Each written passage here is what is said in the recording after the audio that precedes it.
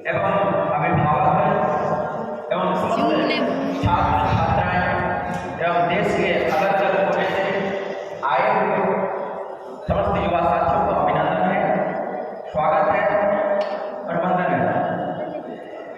आज के इस भव्य कार्यक्रम में जो आप लोगों ने अपना ऐतिहासिक उपस्थिति दर्ज कराए हैं, ये हम सभी युवा साथियों का इस कार्यक्रम का आपने जो मान सम्मान के साथ स्वागत किया और मान रखा, इसके लिए मैं आप सभी को सबसे पहले तो देखिए कहना से बहुत बहुत धन्यवाद देना चाहता हूँ।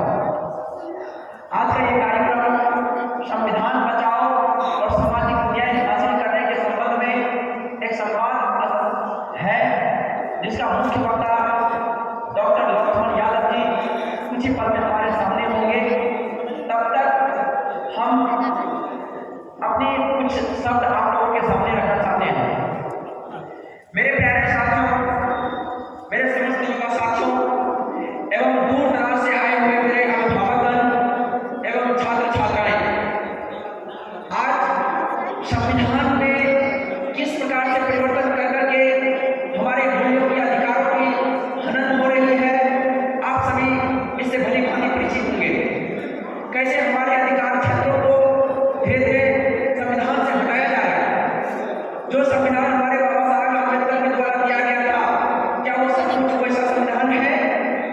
तो आप अगर देखेंगे तो आपको बहुत सारे चेंजेस, बहुत सारे परिवर्तन देखने को मिलेगा।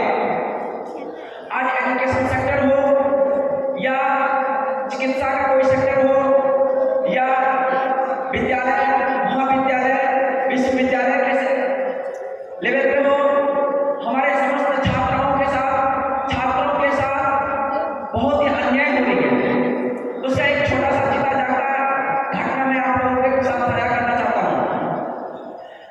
अभी जस्ट अब ये जो मैं घटना साझा करता हूँ, ये स्वयं डॉक्टर लक्ष्मण यादव जी ने अपने फेसबुक प्रोफाइल के जरिए साझा किए हुए हैं।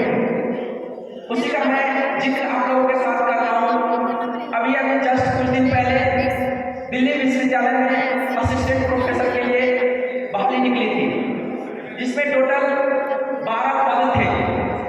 कुल 12 वैकेंट सीट पे चयन होना था, जिसमें से 3 उम्मीदवार, 3 कैंडिडेट ओबीसी के लिए रिजर्व था।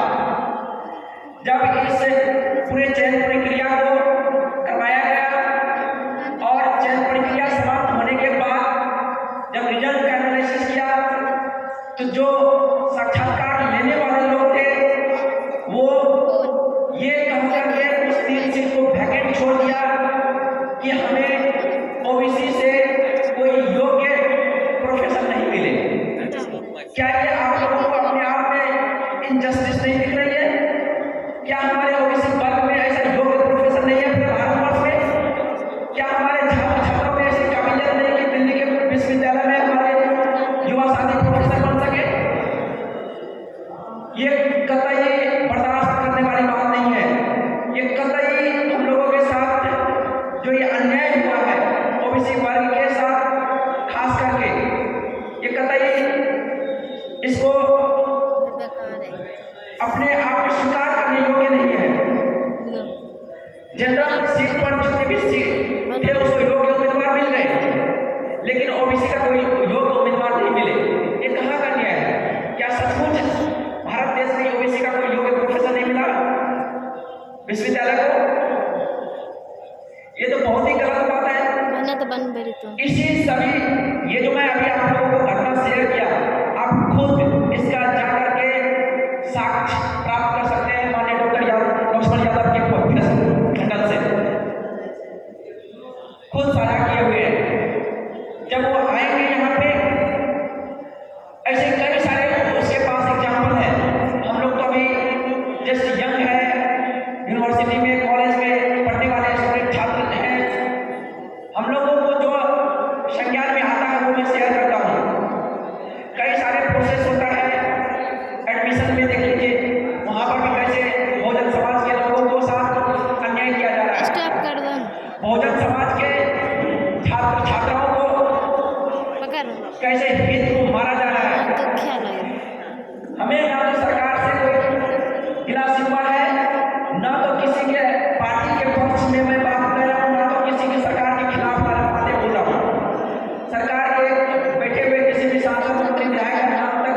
लिया अभी तक। हाँ, ये बात जरूर है कि हम लोगों के साथ, हमारे बहुजन समाज के साथ, हमारे ओबीसी वर्ग के साथ जो इनजस्टिस हो रही है, उस इनजस्टिस को हम लोग कभी बर्दाश्त नहीं करेंगे। हम सभी युवा साथियों में इसकी संज्ञान होनी चाहिए कि हम लोगों के साथ कहाँ कहाँ पे अन्याय हो रही है। जब तक हम लोग जानेंगे नहीं, तब तक हम लोग कैसे लड़ाई लड़ पाएंगे। इसी चीज को हम लोग जाने, समझें और अपने जीवन में उसको अमल में लाएं और सोशल सामाजिक न्याय को हासिल करें। इसी विषय पे आज का ये संवाद जो ऑर्गेनाइज किया गया है, इसमें मुझे एवं आप समस्त देशवासियों को आमंत्रित किया गया है। जो भी युवा साथी इस कार्यक्रम में आकर के भाग लेना चाहते हैं, वो सभी आए और इस कार्यक्रम का हिस्सा बने और अपने अधिकार को समझें। कैसे हम लोग अपने संविधान को बचा सकते हैं, कैसे हम अपनी फंडामेंटल राइट्स को बचा सकते हैं, अपने मूल कर्तव्यों को कैसे हम समझ सकते हैं, इन सभी विषयों पे आज का ये जो चर्चा है, ये बहुत ही गौरवान्वित, बहुत ही ऐतिहासिक पल का हिस्सा बनने के लिए गौरवान्वित महसूस कर रही है हम सभी युवा साथियों को। बहुत से ऐसे प्रबुद्ध गण हैं बिहार में, बहुत से ऐसे जानने वाले युवा साथी हैं जो जानते हुए भी वो सामाजिक न्याय की लड़ाई नहीं लड़ पाते। क्यों? इसका रीजन यही है कि उसे पता ही नहीं है कि हमारे लिए फंडामेंटल राइट्स क्या है, संविधान में हमारे लिए अधिकार क्या है, कहाँ पे हमें क्या बोलना है, तो किस विभाग से हमें किस प्रकार से लड़ाई करनी है, जिस वजह से हमारे बच्चों के अधिकार की हनन हो रही है। और वो हनन हम सब का बर्दाश्त कर नहीं सकते। आप सभी अभिभावक का हमें मार्गदर्शन चाहिए ताकि हम लोग जितने भी बहुजन समाज के सोशल जस्टिस के युवा आर्मी हैं, वो सभी अपने हक और अधिकार के लिए अपनी आवाज को बुलंद कर सकें। हमारे समाज में कई सारे योद्धा पुरुष जन्म लिए हैं, लेकिन उसे आगे बढ़ने का अपॉर्चुनिटी मौका दिया ही नहीं जाता है, उसे प्लेटफॉर्म दिया ही नहीं जाता है, कई बार वंचित रखा जाता है। इस वजह से हमारे समाज में बहुत सारे योग्य काबिल रहते हुए पीछे हो जाते हैं। अब देखते होंगे तो अपने दोनों समाज में तो ऐसे कई सारे एग्जाम्पल मिलते होंगे आपको, लेकिन उसका क्या तात्पर्य है, उसका क्या औचित्य है, उसका क्या रिजल्ट मिलता है हमारी सोसाइटी को, इस चीज को समझना होगा कि किस प्रकार से स्कूल, कॉलेज, विद्यालय, महाविद्यालय लेवल पे इनजस्टिस हो रही है, उसको बारीकी से समझना पड़ेगा, इन डीपली समझना पड़ेगा। ऐसे कई अन्य विषय है मेरे मनोमस्तिष्क में जिसका मैं जिक्र करूं, और भी कई सारे विषय हैं। आप अगर कॉलेज में, विद्यालय में, महाविद्यालय में जाते हैं, वहां पे मार्क्स देने के समय भी ऐसे इनजस्टिस, बहुजन समाज के बच्चे को अच्छे कॉपी हैंडराइटिंग होने के बावजूद, अच्छे राइटिंग होने के बावजूद भी कम मार्क्स दिया जाता है। आप लोग अगर इसकी गहराई से चेकिंग करेंगे, गहराई से ऑब्जर्व करेंगे, तब पता चलेगा। बहुत सारे हमारे बच्चे हैं, योग्य बच्चे हैं, जिसको योग्यता के अनुसार से जो चीजें हासिल होनी चाहिए थी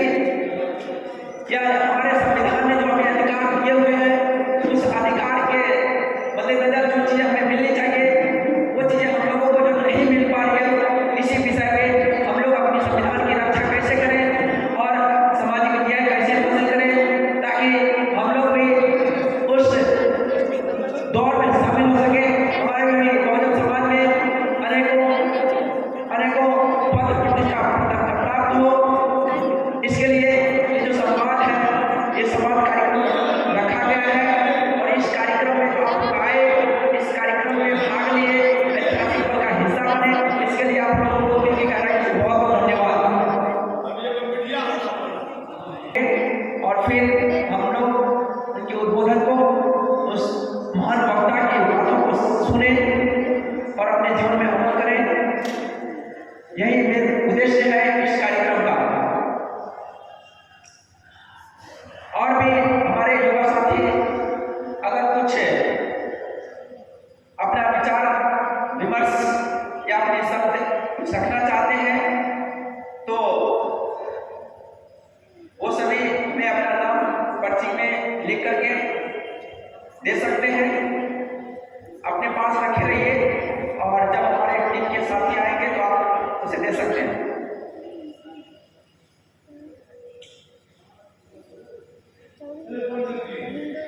हमारे कविता एक लिख करके आप लोगों को, आप लोगों में से किसी भी भाई बंधु माताओं बुजुर्गों एवं हमारे अभिभावकों को कुछ शब्द ऐसा लग रहा है कि हम आपके बदले यहाँ से बोले तो लिख करके भी दे सकते हैं। तो एक हमारे रामदेव यादव भरतपुर से जी भेजे हैं एक कविता, और ये कविता मैं चाहता हूँ कि इसमें कुछ लिखा हुआ इसको मैं यहाँ से संबोधित करूँ। जागृति गीत है ये। मस्जिद तूने तोड़ दिया है, ध्यान से सुनिएगा। रामदेव यादव जी भागलपुर से आए हुए हैं और उसने जो हमें 2 लाइन शब्द लिख करके भेजे हैं उसको मैं अपने शब्दों से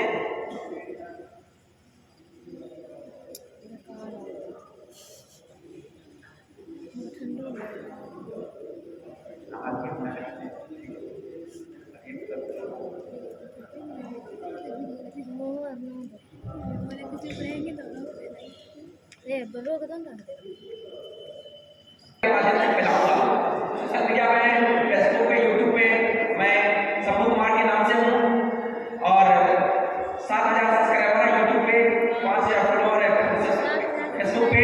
तो मैं इसे और ज़्यादा से ज़्यादा लोगों तक पहुँचा सकता हूँ। तो ध्यान से सुनिएगा क्या रामदेव यादव जी ने लिख करके भेजे हैं। मस्जिद तूने तोड़ दिया है जय श्री राम के नारों से।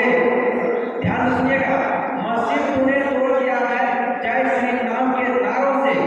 जलता है संविधान हमारा, जलता है संविधान हमारा भूखंड के आवाज़ खराब गद्दारों से।